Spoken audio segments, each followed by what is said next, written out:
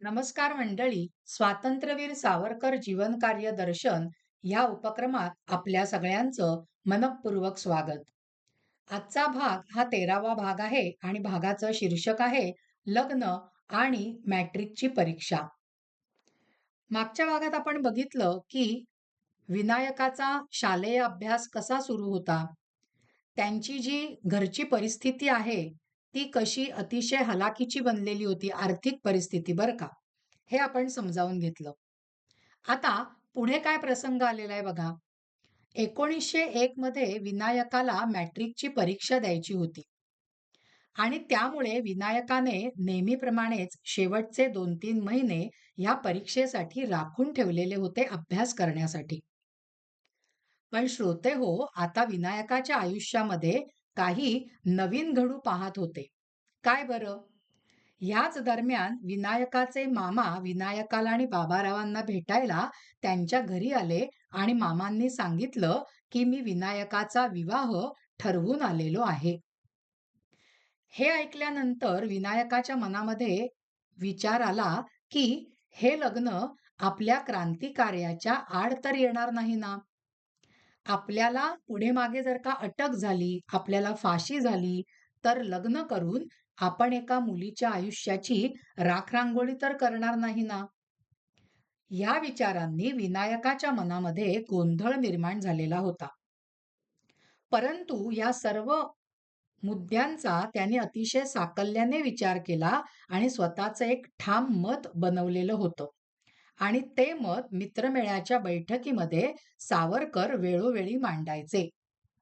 व्हायचं काय, की क्रांतिक मार्गाचा स्वीकार करणाऱ्यांनी लग्न करावं का? या विषयावरती मित्रमेळाच्या सभासदांमध्ये, तरुणांमध्ये बऱ्याच वेळा चर्चा घडत असे. आणि त्यावेळेला विनायक वेळोवेळी आपले याबद्दलचे ठाम विचार प्रगट करायचा. स्वदेशासाठी प्राणत्याग करण्याची धमक असणाऱ्या पराक्रमी देशभक्ताने त्याच्यासारख्याच पराक्रमी संततीला जन्म देणे आवश्यक आहे, असे विनायक ठामपणे सांगत असे.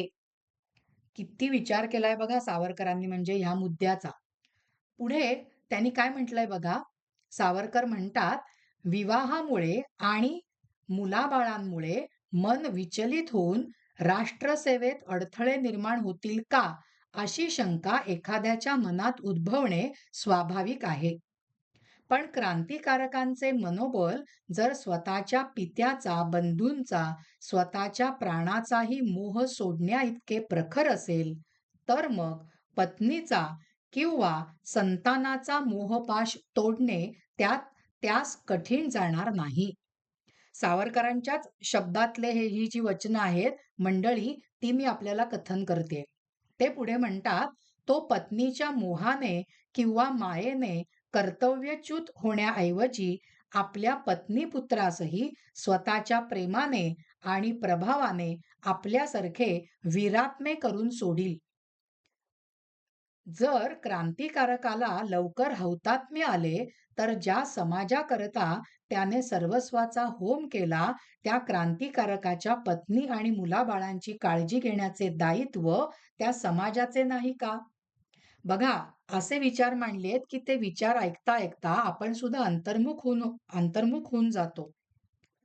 आता पुढे मांडलेला विचार सुद्धा त्या काळातला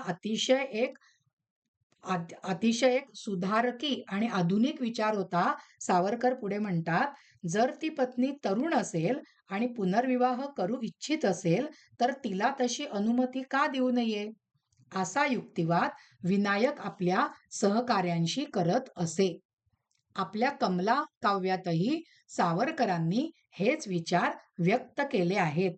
म्हणजे सावरकरांचं काय म्हणणं होतं, की आपण जर का आपल्या घरादाराचा, आई-वडिलांचा हा सगळा मोह बाजूला ठेवत आहोत, तर आपलं लग्न झाल्यानंतर आपण आपल्या पत्नीचा आणि मुलाबाळांचा मोह सुद्धा दूर सारू शकू. इतकेच नव्हे, तर आपल्या पत्नीला आणि मुलाबाळांना सुद्धा या क्रांती कार्यामध्ये ओढू शकतो. किती सकारात्मक प्रभावी विचार आहे बघा हा.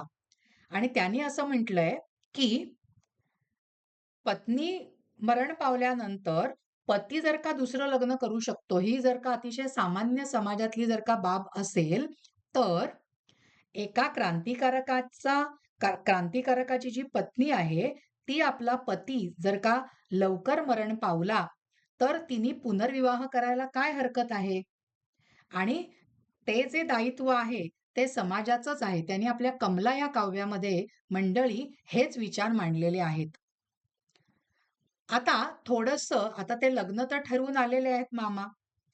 त्या लग्नाबद्दलचे किंवा आपल्या विवाहाच्या अनुषंगाने या क्रांतिकारकांच्या बद्दलचे जे विचार आहेत, ते विनायकाने कसे प्रगट केले ते आपण बघितलं.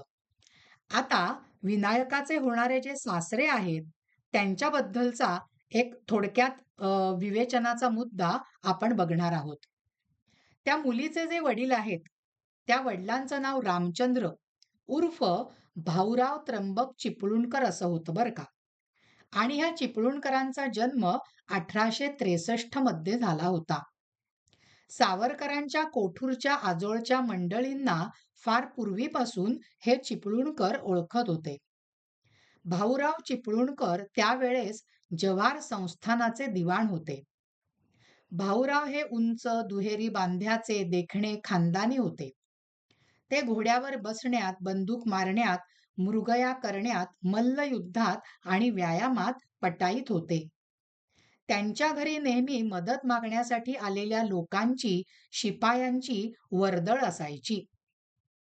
म्हणजेच हे भाऊरावांचं व्यक्तिमत्व हे समाजामध्ये अतिशय प्रतिष्ठा पावलेलं असं व्यक्तिमत्व होतं, हे आपल्या लक्षात येतं मंडळी.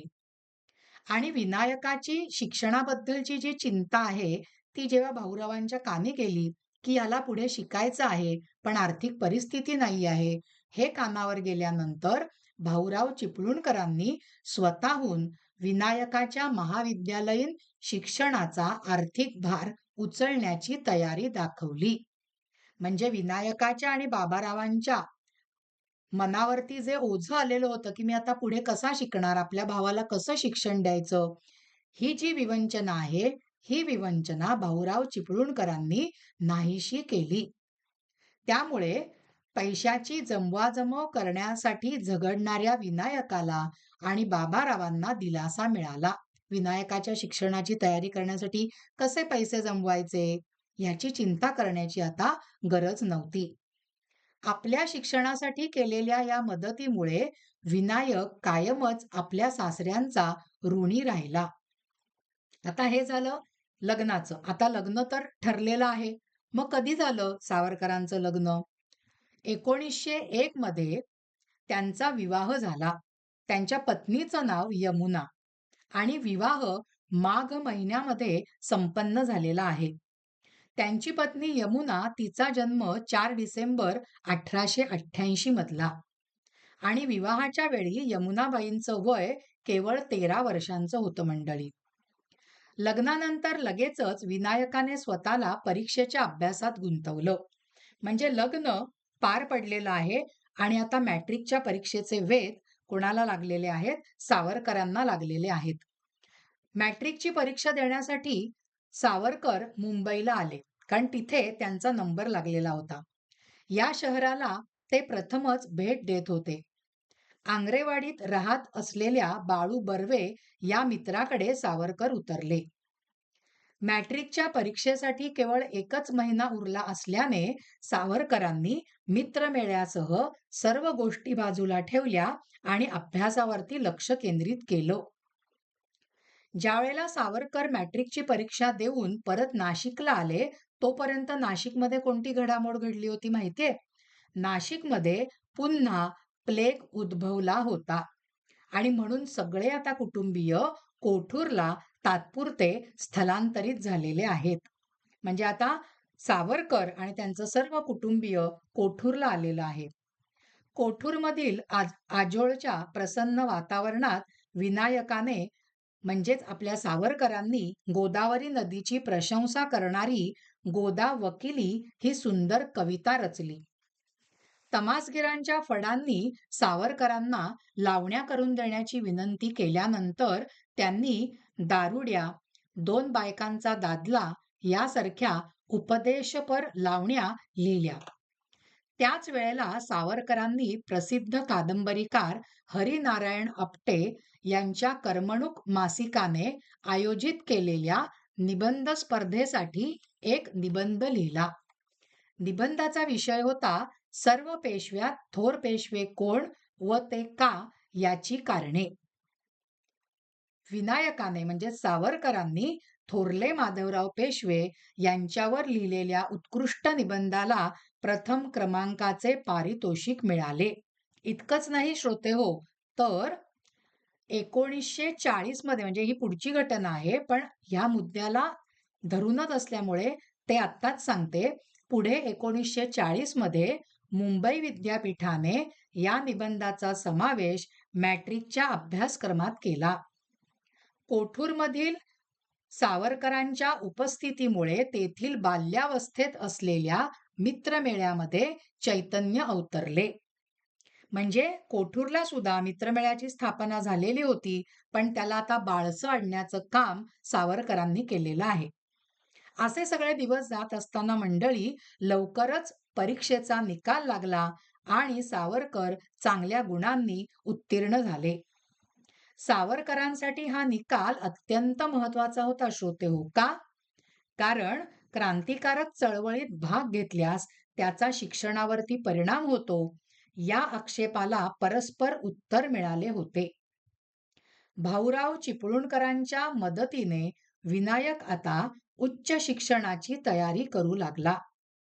आणि ह्या वेळेपर्यंत एक कोणतं व्यक्तिमत्व आकाराला आलेलं होतं विनायकाचं, तर ते म्हणजे एक प्रभावी वक्ता, उत्कृष्ट वादविवादपटू, सर्जनशील लेखक आणि दृढनिश्चयाने हळूहळू आपले पंख पसरणाऱ्या क्रांतिकारी गुप्त संघटनेचा नेता म्हणून विनायकाचे नाव नाशिक जिल्ह्यातील अनेक शहरात आणि गावात पोहोचले होते. म्हणजे सावरकरांच्या पूर्ण व्यक्तिमत्वाला एक विशिष्ट दिशा, एक अतिशय असामान्य असं लेणं लाभायला सुरुवात झालेली आहे मंडळी. आणि आता ह्याच्या पुढे ते जेव्हा पुढचं शिकायला पुण्याला जातात, तेव्हा काय घडामोडी घडतात हे आता आपल्याला पुढच्या भागांमध्ये बघायचं आहे. म्हणजे एक छोटासा अजून एक टप्पा सावरकरांच्या जीवनाचा इथे संपतो, तो म्हणजे लग्न आणि मॅट्रिकच्या परीक्षेमध्ये चांगल्या गुणांनी ते उत्तीर्ण होतात, हा टप्पा. पहिला टप्पा आपण बघितला होता की प्लेग झाला, प्लेगचा हाहाकार उडाला म्हणून भगूर सोडून ते नाशिकला आले. आणि आता लग्न आणि मॅट्रिकच्या परीक्षेमध्ये ते उत्तम गुणांनी उत्तीर्ण, ह्या त्यांच्या जीवनाच्या वळणापर्यंत आपण आलेलो आहोत. आता पुढचं जे वळण आहे ते पुण्यामध्ये शिक्षणाला गेल्यानंतरचं वळण आहे. त्यावेळेला काय काय घटना त्यांच्या जीवनामध्ये घडल्या हे आपल्याला पुढच्या भागांमध्ये समजावून घ्यायचं आहे मंडळी. आपला आजचा हा भाग इथेच संपलेला आहे. तुम्हाला जर का हा भाग आवडला असेल तर ह्या भागाला लाईक करा, ह्या भागाला शेअर करा आणि अश्विनी साठे नावाचं जे यूट्यूब चॅनल आहे त्याला सबस्क्राईब केलं नसेल तर लगेचच सबस्क्राईब करा आणि बेल आयकॉनचं बटन दाबायला विसरू नका, की जेणेकरून प्रत्येक व्हिडिओचं नोटिफिकेशन तुम्हाला लगेचच मिळत जाईल. धन्यवाद श्रोते हो.